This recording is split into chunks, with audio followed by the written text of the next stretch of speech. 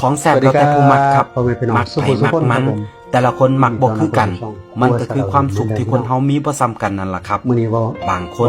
มีความสุขที่ได้กินอาหารหรูๆแพงๆวิวหลักแสนหลักล้านแต่บางคนแค่ได้กินข้าวฝีมืออีพ่ออีแม่ได้กินข้าวน้ำทงน้ำนาแนวกินเก่าๆที่อีพ่ออีแม่พากินมันก็สุขใจแล้วครับกินกับผักหลากหลาย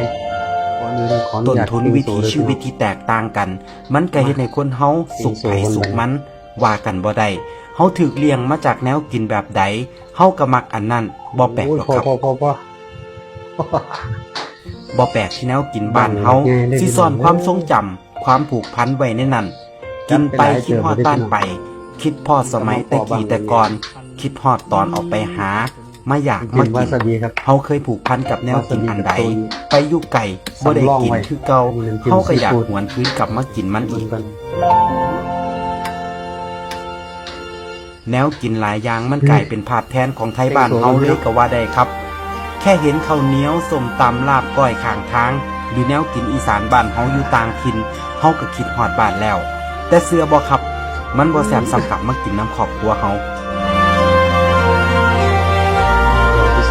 เฮาบ่เคยบอกว่าแนวกินบ้านเฮาดีกว่าไทยอื่นแค่อยากบอกว่าสำหรับเฮาแล้วแนวกินฝีมืออีพ่ออีแม่แซ่บที่สุดสำหรับเฮาเท่านั้น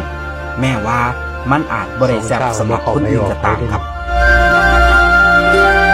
เฮาผูกพันกันมาคนละอย่างกินมาคนละแบบกินแบบไผแบบมันสุดท้ายเฮาบ่เคยหลงลืมแนวกินถิ่นฐานบ้านเกิดได้จักเทื่อยิ่งนับมือยิ่งหวยหายิ่งถอยห่างไกลบ้านยิ่งคิดฮอดยิ่งอยากกินมันเป็นธรรมชาติของชีวิต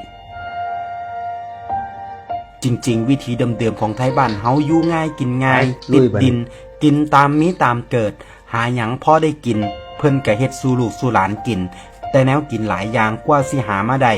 มันเมื่อยมันก็เลยกลายเป็นความทรงจำพอเฮาได้กลับมากินก็มักสิคิดฮอดความเก่าข้าวหลังคิดฮอดคนที่เคยป้อนข้าวป้อนน้ำคิดฮอดคนที่เคยห่วมผ้าเข่าคิดฮอดสุคนที่เคยเลี้ยงดูครับเฮาบ่ได้มักแนวกินซื่อๆดอกครับจริงๆแล้วปล่อยให้ร่างกายหิวกินหยังก็แซ่บเบิดแต่ที่เฮามักแนวกินบ้านเฮาเพราะความผูกพันความทรงจำและรสชาติที่เฮาคุ้นเคยครับ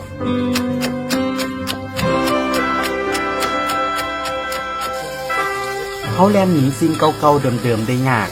เพราะปานกันกับที่เฮากำลังหนีออกจากบ้านเพื่อหาทางกลับบ้านนั่นล่ะครับเฮาสิหนีไปไกลปานใดได้กินแนวกินมาหลายเมนูแล้วทั้งรู้ทั้งถูกแต่สุดท้ายเฮายังมักแนวกินบ้านเฮามักความเป็นไทยบ้านเฮาอยู่คือเก่าครับ